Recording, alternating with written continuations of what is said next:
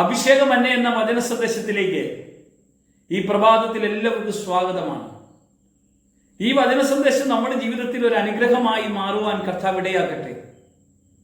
യോഹന്നാന്റെ സുവിശേഷം 14-ാം അധ്യായത്തിൽ ശിഷ്യന്മാരെ വിളിച്ചുകൂട്ടി യേശു പറഞ്ഞൊരു കാര്യമാണ്, നിങ്ങളുടെ ഹൃദയം കലങ്ങിപ്പോകരുത്. അതിന്റെ ഒരു കാരണം, കലങ്ങിപ്പോകാൻ സാധ്യതയുള്ള സംഭവങ്ങൾ ജീവിതത്തിൽ മുന്നോട്ട് വരാൻ ഇടയുണ്ട്. അതുകൊണ്ടാണ് യേശു പറഞ്ഞത്, നിങ്ങളുടെ ഹൃദയം കലങ്ങിപ്പോകരുത്, എന്നിൽ വിശ്വസിക്കുക, പിതാവിനും വിശ്വസിക്കുക. കാരണം ഹൃദയം കലങ്ങിപ്പോകാതിരിക്കാൻ ഒരു കാരണമുള്ളൂ, നിങ്ങൾ എന്നിൽ വിശ്വസിക്കണം. പലപ്പോഴും ഹൃദയം കലങ്ങാൻ ഇടയാകുന്നത് കർത്താവിലുള്ള വിശ്വാസക്കുറവ് കൊണ്ടാണ്. വള്ളത്തിൽ യാത്ര ചെയ്താണ് യേശുവിനോട് കൂടെ യാത്ര ചെയ്ത ശിഷ്യന്മാർ വലിയ കാറ്റും കോളും വന്ന് കടലിലെ തിര കൊണ്ട് വള്ളത്തിലേക്ക് വെള്ളമടിച്ച് കയറുന്നത് കണ്ട് അവർ ഭയന്ന് വിറച്ചുകൊണ്ട്, കർത്താവെ, ഞങ്ങൾ നശിക്കാൻ പോകുന്നു എന്ന് പറഞ്ഞ് നിലവിളിക്കുക. കർത്താവ് അവരെ ശാസിച്ചു. അല്പവിശ്വാസികളെ എന്തിനാ ഭയപ്പെടുന്നത്? അവരെ വഴക്കു പറഞ്ഞു കർത്താവ്.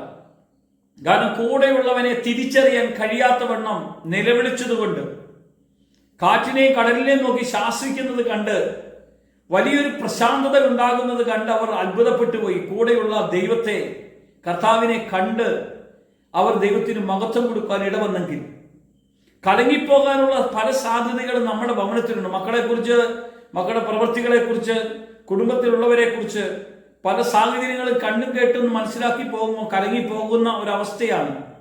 കലങ്ങിപ്പോകരുതെന്ന് കർത്താവ് പറയാനുള്ള കാരണം, നിങ്ങൾ എൻ്റെ നാമത്തിൽ എന്നോട് അപേക്ഷിക്കുന്നതൊക്കെയും ഞാൻ ചെയ്തു തരുന്ന ദൈവമാണ്. കണ്ടോ, നമ്മുടെ വിശ്വാസത്തിന്റെ തലമൊന്ന് വർദ്ധിക്കണ്ടേ? നമ്മുടെ പ്രാർത്ഥനയുടെ തലമൊന്ന് വർദ്ധിക്കണ്ടേ? ദൈവമായിട്ട് ഭയങ്കര കൂട്ടായ്മ നമുക്ക് വേണ്ടേ? കലങ്ങിപ്പോകാത്ത വിധത്തിൽ നമ്മൾ ദൈവത്തോട് കൂടെ അടുക്കണ്ടേ? ഞാൻ ഇരിക്കുന്നിടത്ത് നിങ്ങളും ഇരിക്കേണ്ടത്, ഞാൻ വന്ന് നിങ്ങളെ കൂട്ടിക്കൊണ്ടുപോകും. അന്നേരം യേശു കർത്താവ് ഇരിക്കുന്ന സ്ഥലത്തേക്ക് നമ്മളെ കൊണ്ടുപോകണമെങ്കിൽ നമ്മുടെ ഹൃദയം കലങ്ങിക്കൊണ്ടിരിക്കാൻ പാടുണ്ടോ? ഇല്ല. യേശു ആരാണെന്നും അവന്റെ വഴി എന്താണെന്നും ഞാൻ അറിയണം. അതെങ്ങനെ അറിയും? യേശു പറഞ്ഞു, ഞാനാണ് വഴി, ഞാനാണ് സത്യം, ഞാനാണ് ജീവൻ. എന്നിലൂടെ അല്ലാതെ ആർക്കും പിതാവിന്റെ അടുക്കലേക്ക് പോകാൻ കഴിയില്ല. ഞാൻ പോയിട്ട് ഞാൻ എൻ്റെ പിതാവിന്റെ അടുക്കൽ പോകും, നിങ്ങൾക്ക് വേണ്ടി സ്ഥലമൊരുക്കും. ഒരിക്കൽ ശേഷം ഞാൻ വരും, ഞാൻ വന്ന് നിങ്ങളെ കൂട്ടിക്കൊണ്ടു പോകും. ഞാൻ കൂട്ടിക്കൊണ്ടു പോകാൻ വേണ്ടി നിങ്ങളുടെ അടുക്കിലേക്ക് വരുന്നോടം വരെ നിങ്ങൾ എന്ത് ചെയ്യണം? കലങ്ങിയ ഹൃദയത്തോടെ ഇരിക്കരുത്, കലങ്ങിപ്പോകരുത്. നിങ്ങൾ ഭിന്നത ഉണ്ടാക്കരുത്, നിങ്ങളുടെ ജീവിതത്തിൽ പ്രശ്നം വരരുത്. നിങ്ങൾ എന്നിൽ വിശ്വസിച്ച് എന്നെ ആരാധിക്കണമെന്നാണ് കർത്താവ് പറയുന്നത്. കാരണം നിങ്ങളോട് കൂടെ ഇരിക്കേണ്ടതിന് ഞാൻ എൻ്റെ കാര്യസ്ഥനെ അയക്കും. ഇവിടെയാ പരിശുദ്ധാത്മാവിന്റെ ആ പ്രാധാന്യത്തെ കുറിച്ച് നമുക്ക് മനസ്സിലാക്കേണ്ടത്. ശിഷ്യന്മാർ 3.5 വർഷക്കാലം യേശുവിന്റെ കൂടെ നടന്നു.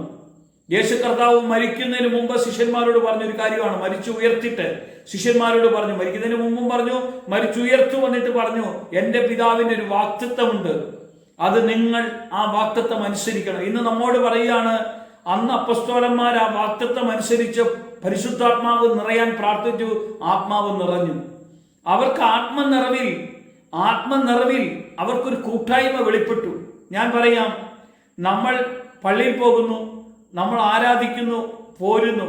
നമുക്ക് ദൈവമായിട്ടൊരു കൂട്ടായ്മ വേണമെങ്കിൽ പരിശുദ്ധാത്മാവ് നമ്മുടെ അകത്തു വരണം. കലങ്ങിയ ഹൃദയത്തോടെ നിങ്ങൾ ഇരുന്നാൽ ഒരിക്കലും ദൈവത്തെ കാണില്ല. നമ്മുടെ കലക്കവും ഭാരമെല്ലാം യേശുവിന്റെ കരങ്ങളിൽ കൊടുക്കണം. 1 പത്രോസിന്റെ ലേഖനം പറയുക, നിങ്ങളുടെ ആകുലതകളും ഉത്കണ്ഠകളെല്ലാം എൻ്റെ മേൽ ഇട്ടുകൊള്ളുക, ഞാൻ നിങ്ങളെ കരുതുന്ന ദൈവമാണ്. ഇന്ന് പ്രഭാതത്തിൽ കരുതുന്ന ദൈവത്തിന്റെ സന്നിധിയിൽ നമ്മൾ നമ്മളെ തന്നെ ഏൽപ്പിച്ചൊന്ന് പ്രാർത്ഥിക്കാമോ? ഇന്ന് നിങ്ങളുടെ വിഷയത്തിന്മേൽ കർത്താവ് ഇറങ്ങി വരും. നിങ്ങളുടെ ആവശ്യങ്ങളുടെ മേൽ കർത്താവ് ഇറങ്ങി വരും. നിങ്ങളുടെ മക്കളുടെ മേൽ കർത്താവ് ഇറങ്ങി വരും. മക്കളുടെ പഠന കാര്യത്തെക്കുറിച്ച് മക്കളൊന്നും ഭാരപ്പെടേണ്ട, മക്കളൊന്നും അസ്വസ്ഥപ്പെടേണ്ട. മാർക്ക് കുറഞ്ഞതോർത്തോട് ഭാരപ്പെടേണ്ട. മാർക്ക് കൂടി തന്നതിനെ ഓർത്ത് നന്ദി പറയുക, കുറഞ്ഞതിനെ ഓർത്ത് നന്ദി പറയുക. നിങ്ങൾക്ക് വേണ്ടി പ്രവർത്തിക്കുന്ന ഒരു ദൈവമുണ്ട്. നിങ്ങൾ കുറഞ്ഞ ആളല്ല, നിങ്ങളെ ഉണർത്തുന്ന അഭിഷേകം ചെയ്തൊരു കർത്താവ് നിങ്ങളുടെ കൂടെയുള്ളത്. നിങ്ങൾ ഒന്നിനെക്കുറിച്ച് ഭാരപ്പെടാതെ കർത്താവിലേക്ക് നോക്കി ആരാധിക്കുക. കർത്താവിന്റെ ശക്തി നമ്മുടെ എല്ലാവരുടെ മേലും വെളിപ്പെടണം. യേശുവിന്റെ നാമത്തിൽ തന്നെ. ആമേൻ.